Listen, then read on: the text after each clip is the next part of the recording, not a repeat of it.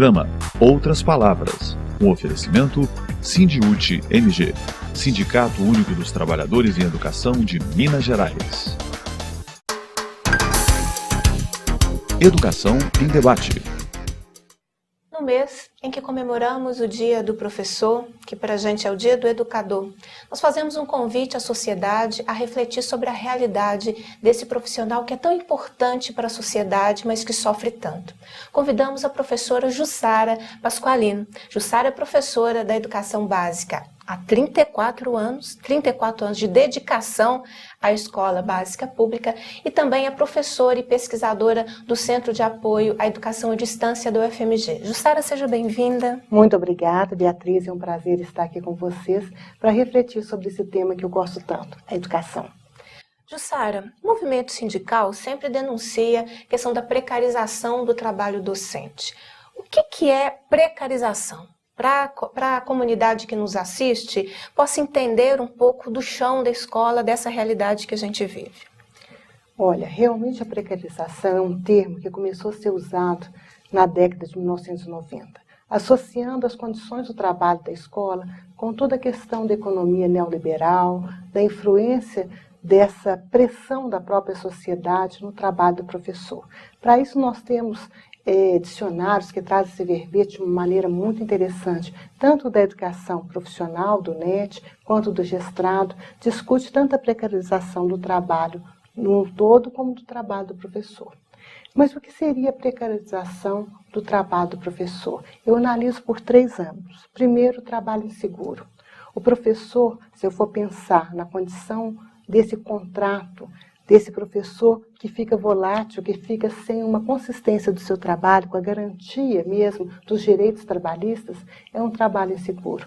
Então, o primeiro ponto seria a efetivação real de um trabalho, por concurso, que esse professor sentisse a garantia de estar ali no lugar de direito. Por outro lado, a fragilidade do trabalho.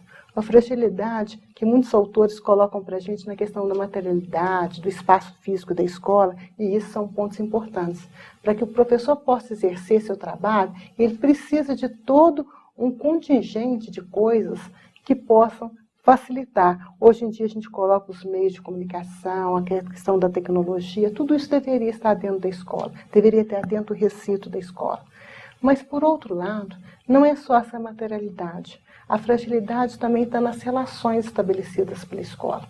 A gente percebe que o professor tem pouco tempo ainda de coletivo, pouco tempo de repensar, de discutir a escola.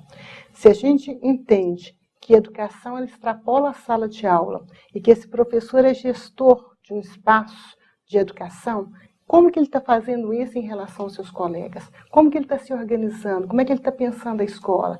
Ele deveria ter um momento coletivo para diagnosticar os problemas, traçar metas, construir estratégias coletivas para melhorar essa escola. E o outro ponto é a questão da desapropriação do saber do professor. Quando a gente tem falta de determinado profissional e que um outro vai substituir, a gente está colocando em dúvida o saber que esse professor construiu de forma acadêmica. Esse professor está ali simplesmente substituindo, está na frente de uma turma. Então, eu tenho que valorizar também a formação desse profissional, uma formação que não se dá apenas no espaço inicial, mas uma formação que acompanha ao longo da vida. A gente fala numa formação contínua hoje, um profissional, que ele está sempre procurando, se adaptando e criando mecanismos. Ele não pode perder esse diálogo com a teoria, senão ele cai em um tarefismo e num trabalho de reprodução, simplesmente. Então, é necessário ele ter esse contato com a academia, com a teoria, com a discussão, e levar isso para a escola de uma maneira assim, oxigenar mesmo as relações que estão postas ali. Bom, Jussara, com a sua experiência, professora de Educação Básica Pública, doutora em Educação, qual é o retrato da escola e da educação que você vê hoje em relação à precarização? Qual é a nossa realidade? Olha, nós estamos percebendo uma escola que está doente. Uma escola que está doente porque a nossa própria sociedade está doente. As relações, na fala de Bauman, estão umas relações muito líquidas, muito sem concretude. E na perspectiva de um autor também que eu gosto muito, que é Humberto Maturana, que é um neurobiólogo Santiago do Chile, ele vem falar para a gente que a sociedade está doente, está patológica. Na visão desse autor, a escola também está doente. Falta ali o que ele chama de amor. Amor, para Humberto Maturana, é o respeito ao outro como legítimo outro na relação. O que a gente percebe é o seguinte: um professor chega, ele geralmente fica com as turmas mais difíceis, com o horário pior, e ele não recebe o apoio nem dos seus próprios colegas. Esse profissional que chega na escola deveria ter uma supervisão de todo o trabalho, até que ele pudesse caminhar mais com desenvoltura, aprender a ser professor sendo professor. Então a gente percebe que a escola está doente nas suas relações, da forma como é que estão estabelecidas.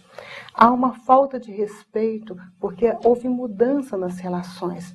O alunado hoje não respeita mais o profissional, o professor, pelos saberes desse professor. Ele questiona o tempo todo. Então esse professor, ele está num deslugar. Ele sente, de certa forma, um pouco ameaçado desse lugar. E o que o professor tem muito medo da palavra erro. Nós, na condição de professores, nós vamos errar. A escola deveria ser um lugar que trabalhasse o erro de uma forma mais suave, não de uma forma tão violenta e pejorativa. As pessoas têm um medo enorme de errar. E o erro é uma primeira etapa. Quem de nós nunca erramos ao construir a nossa profissão? Mas para isso a gente precisa do quê? De suporte, de relações mais concretas, de relações de apoio, de uma escola aprendente, de uma escola em que as relações sejam ali com uma meta de transformação, de mudança de comportamento. Eu só entendo a educação aquela que produz mudanças.